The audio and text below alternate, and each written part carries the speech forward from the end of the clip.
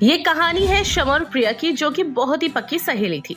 हालांकि शमा उम्र में प्रिया से काफी छोटी थी, लेकिन शमा हमेशा प्रिया को अपनी भाभी बनाना चाहती थी। शमा के घर वाले भी प्रिया को बहुत पसंद करते थे। प्रिया अपनी माँ के साथ अकेले रहा करती थी। उसके पिता और भाई कुछ सालों पहले एक दुर्घटना में मर चुके थे। उनका देहांत हो चुका था। शमा और प्रिया एक ही कॉलेज में पढ़ते थे। उसी कॉलेज में शमा का भाई आसिफ भी पढ़ता था। आसिफ अपनी बहन के साथ प्रिया का भी बहुत ख्याल रखता था, लेकिन प्रिया के मन में आसिफ को लेकर कुछ और ही चल रहा था। काश मैं अपने दिल की बात तुमसे कह पाती। तुम हंसते हुए कितने प्यारे लगते हो। अरे मैडम, कहाँ खो गई हैं आप?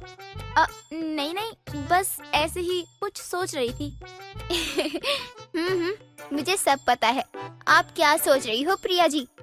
आई या अल्लाह। अरे तुम ऐसे क्यों चीखी? क्या हुआ तुम्हें? कुछ नहीं भाईजान, वो एक मोटी सी चींटी ने काट लिया था। हाँ, तुम बोलती बहुत हो ना, इसीलिए उस चींटी ने तुम्हें काटा होगा। शमा की बच्ची, अभी बताती है तुझे। आसिफ के सामने बहुत बोलती है तू। देख प्रिया, कब तक तू भाई से अपनी दिल की बात छुपाएगी? आज नहीं तो कल अपने दिल की बात तुझे बतानी ही पड़ेगी ना। तो फिर आज ही बता दे। इतना क्यों डरती है तू?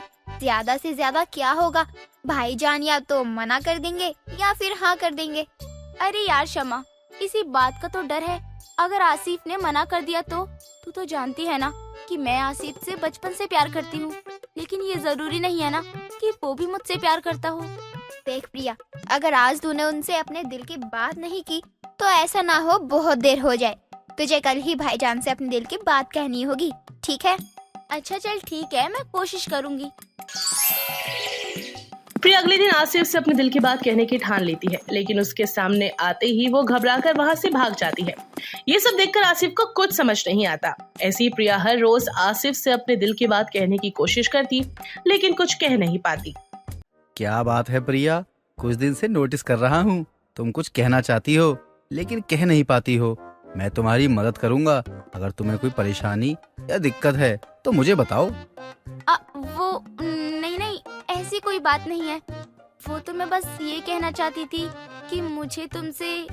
प्रिया घबराते हुए अपने दिल की बात कहने की कोशिश तो कर रही थी कि अचानक आसिफ के फोन पर किसी का कॉल आता है और आसिफ वहाँ से चला जाता है। ऐसे ही कुछ दिन बाद प्रिया आसिफ को पार्क में बुलाकर उसके आने का इंतजार करती है। आज तो चाहे कुछ भी हो जाए, मैं अपने दिल की बात आसिफ से बताकर ही रहूंगी। इंतजार करते हुए सुबह से शाम हो जाती है, लेकिन आसिफ प्रिया से मिलने पार्क नहीं आता और वो मुंह लटकाकर उदास होकर अपने पूरे मन से घर चली जाती है। तो शमा रोते हुए बताती है कि किसी अनजान व्यक्ति का फोन आया था और आसिफ का एक्सीडेंट हो गया है। ये सुनकर रोते ही प्रिया सभी हॉस्पिटल पहुंच जाते हैं और वहाँ पर इलाज के बाद डॉक्टर कहते हैं, देखिए, इसका काफी ज्यादा खून बह चुका है और सर पर गहरी चोट लगने की वजह से उनकी मानसिक हालत अब खराब हो गई है। इस वजह से अब ना ये चल फिर सकते हैं और ना ही कुछ बोल सकते हैं। आपको इनका बहुत ख्याल रखना पड़ेगा। ये सब सुनकर सब बहुत रोते हैं। ऐसे ही दिन गुजरते हैं। आसिफ घर आ जाता है। प्रिया आसिफ का बहुत ख्याल रखती है और समय के साथ प्रिया की माँ उसके लिए रिश्ता ढूंढना शुरू कर देती है, लेकिन प्रिया शादी से इनकार कर देती है। तभी प्रिया की माँ सुनीता शमा की अम्मी शहनाज से कहती है, शहनाज बहन, अब आप ही इसे समझाइए। कब तक ये ऐसे ही कुंवारी बैठी रहेगी? मेरी तो एक बात नहीं मानती। तभी शमा सबको प्रिया की सारी बात बताती है। ये सुनकर शहनाज कहती है, बेटा, अब तू चिंता करना छोड़ दे। हम तुझे अब तेरी खुशियाँ नहीं दे सकते। देख बेटा, हमारी चिंता करना छोड़ दे। आखिर कब तक तू हमारी जिम्मेदारी उठाएगी? आज नहीं तो कल आखिर तुझे शादी तो करनी ही होगी ना। आखिर तुम कब तक मेरे बेटे का ध्यान रखोगी?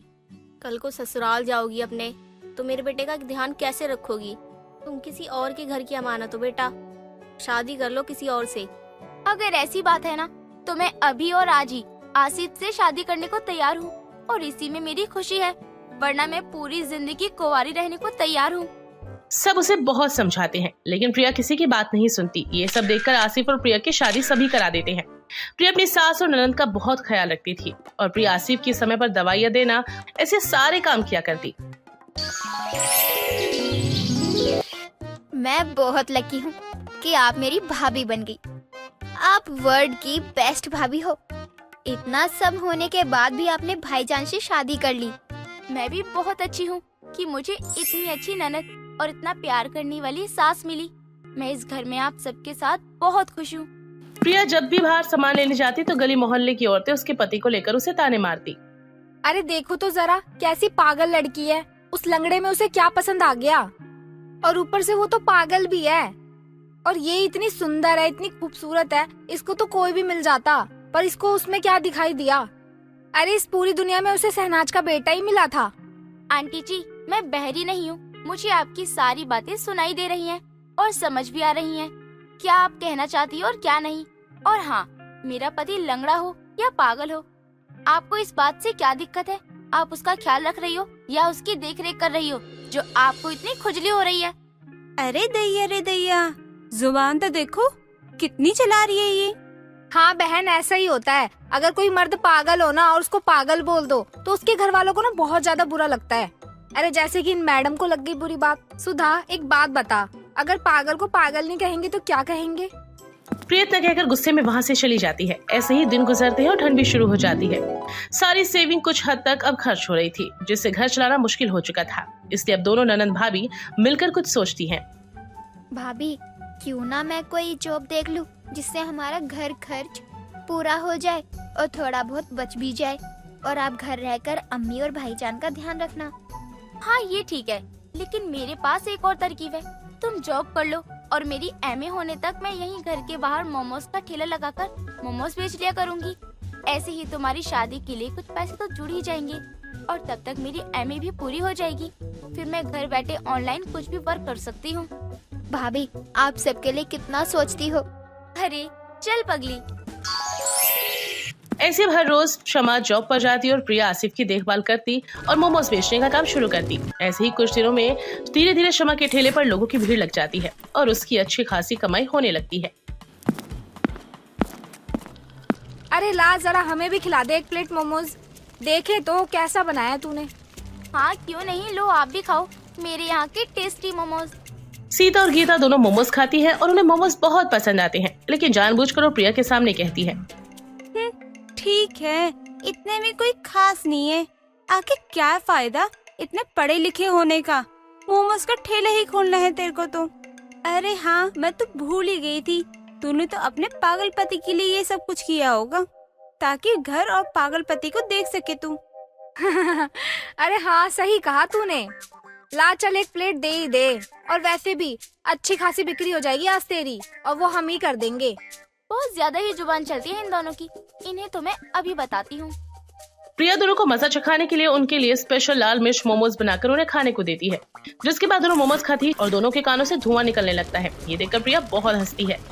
कैसे लगे मेरे हाथों के स्पेशल मोमोज? हे भगवान, इतना तीखा बनाया है, मेरा मुंह ही जला दिया। क्या डाला था तूने इसमें? अरे करम जली, कल मुंह ही तूने क्या डाला था इसमें? मेरा मुंह ही जल गया। अरे प्रिया की बच्ची, हम तुझे अब छोड़ेंगे नहीं, तूने ये अच्छा नहीं किया। क्यों? अब बोलोगी मेरे पति या फिर मेरे बारे में उल्टा? बोलो बोलो आंटी जी, बज गई ना आपकी घंटी। हाय राम, तूने तो मुझे मार ही दिया, अगली बार तुझे देख लूंगी। हाय रे दैया, इतनी मिर्ची कौन डालता है, कीड़े पड़े तुम लोगों को तो। चल बहन, चलते हैं जल्दी। अरे हाँ हाँ, जाओ जाओ, बड़ी आई महारानी कहीं की। ऑफिस से शमा आ जाती है और अपनी भाभी को हंसता हुआ देखकर उससे पूछती है। उसके पूछने में प्रिया उसे सारी बात बताती है और दोनों बहुत हंसती हैं। भाभी जान, आपने अच्छा मजा चखाया इन दोनों को, इनके साथ यही सब होना चाहिए था। ऐसे ही समय बीतता है। शमा ठेले का काम छोड़कर ऑनलाइन जॉब स्टार्ट करती है। वहीं अब शमा के लिए सुल्तान नाम का एक रिश्ता आता है। शहनाज को लड़का बहुत पसंद आता है। बिना शमा की मर्जी जाने और उससे बिना पूछे वो सुल्तान से उसका रिश्ता पक्का कर देती है और कुछ ही महीनों में उनकी शादी कर देती है। मेरी बच्ची, अब तुझे अपने ससुराल में जाके अपने ससुराल वालों का ध्यान रखना है। सुल्तान बहुत अच्छा लड़का है जो तुझे बहुत खुश रखेगा। जी अम्मी। ठीक है बेटा, अब तुम अपने ससुराल जाओ। अल्लाह तुम दोनों को हमेशा खुश रखे। भाभी, मैं आपको बहुत याद करूंगी। मैं भी तुम्हें बहुत याद करूंगी शमा। जब भी तुम्हारा दिल करे ना, बस तुम फौरन अम्मी और मुझसे मिलने आ जाना।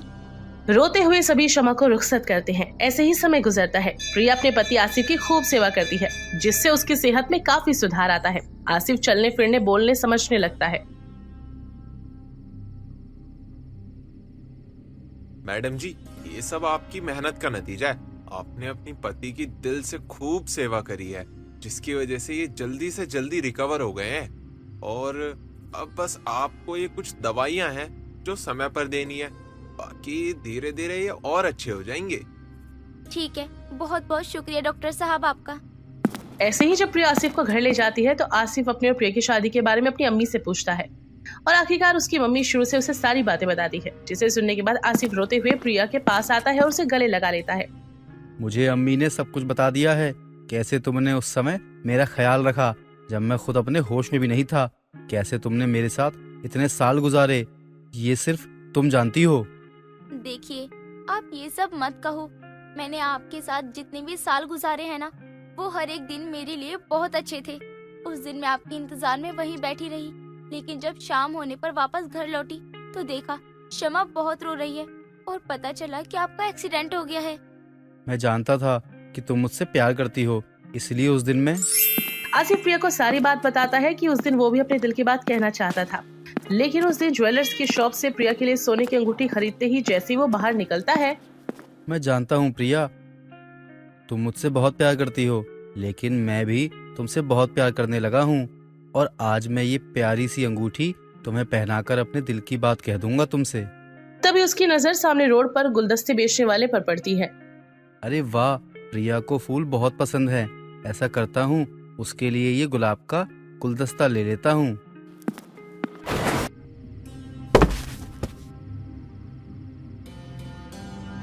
आई love you Priya. Love you too Asif. सब कुछ ठीक हो जाता है और दोनों रोते हुए एक दूसरे को गले लगा लेते हैं।